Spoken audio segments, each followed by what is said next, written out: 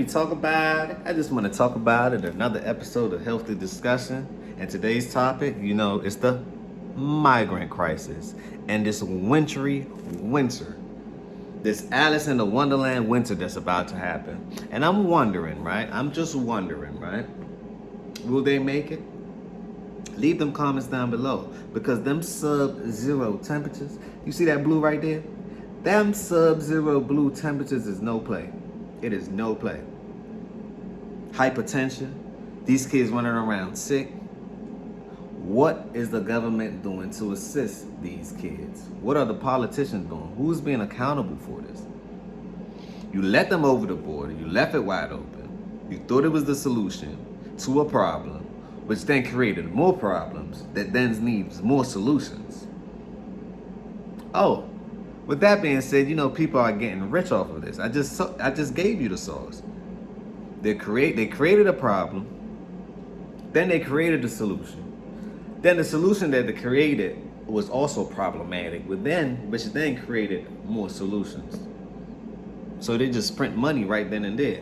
But let's hear it from CBS News, Chicago. For migrants in Chicago, volunteers are asking people to donate and help these Listen newcomers up. survive the winter. CBS 2's Andrew Escucha. Ramos reports from the Southside Police Station.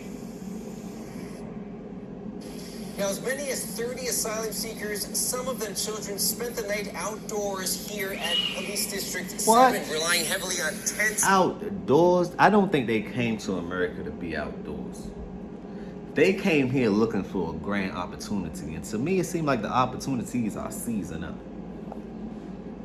It's going to be the migrants against the machines next, against AI next, against quantum computers next, because that's where we're headed,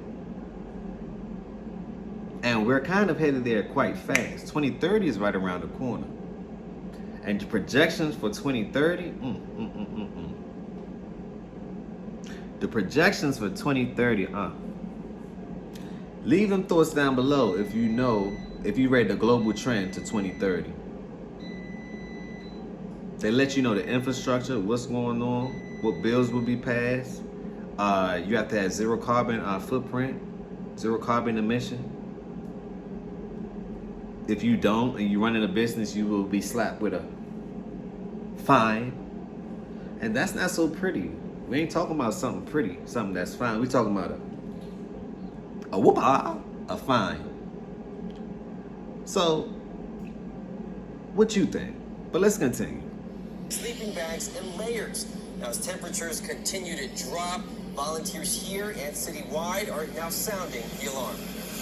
Asylum seekers staying at District 7 got their first taste of Chicago winter Tuesday as temperatures dipped down to the low 30s. By mid-morning, we even saw waves of flurries, the first snowfall of the season. A sight some of these families, mostly from Venezuela, have never seen nor are equipped to handle. We are showing up at the station. We are the ones that hear about the little girl like this morning, 3 years old, who has a fever. Adapting to the change in weather and still outside in a tent. Migrants and the volunteer Hold up. groups on the Time out. Because I care for the kids. Hold on. See, when you mess with the kids, we got a problem.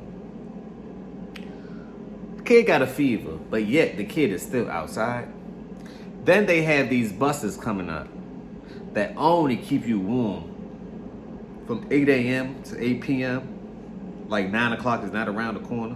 Like 12 o'clock is not around the corner.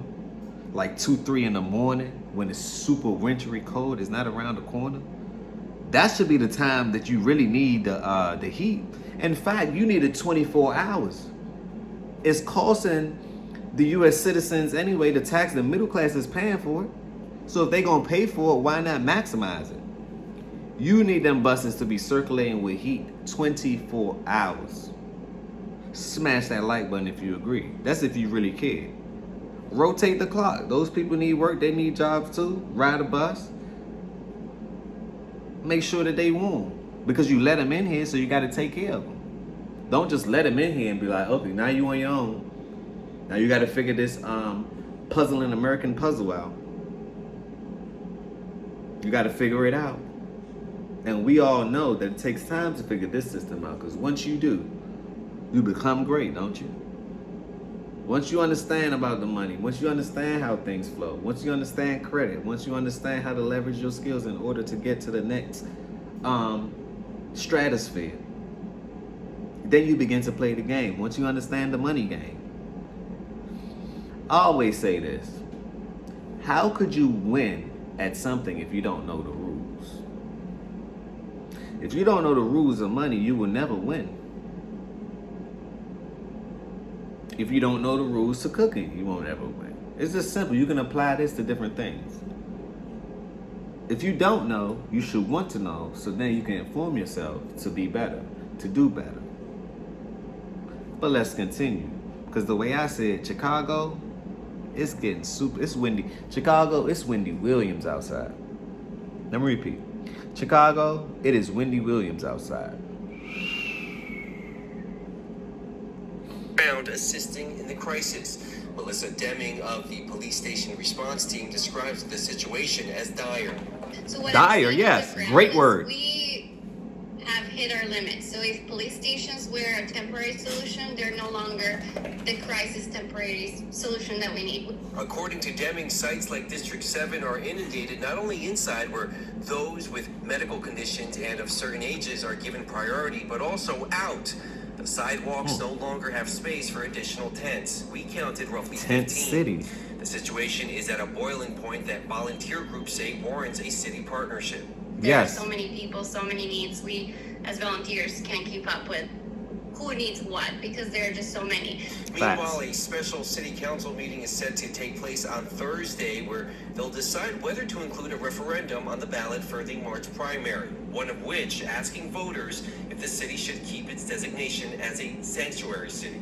Although That's it has another been a topic, hot topic like in New recent York, months, it the won't sanctuary impact the flow city. of city resources You have to serve asylum them. seekers are currently receiving. Now, groups like the police station response team are still collecting donations. They have a number of designated drop-off sites across the city. If you want to learn how you can help, you can head over to our website, Okay. Chicago. I'll donate. Reporting on the South Side, I'm Andrew Ramos. Hopefully the money get there. CBS News. I'd rather give it to them in their hands. I'll donate, but hopefully the money get there. I'd rather give it to them in their hands, if you ask me. But on that note, smash that like button. Let me know what you think. Are you staying warm out there? It's very cold out there, especially in Chicago, and the wintertime is here. It is now the fourth quarter, and the fourth quarter, if you win the fourth quarter, you win the game. So this is where things go down.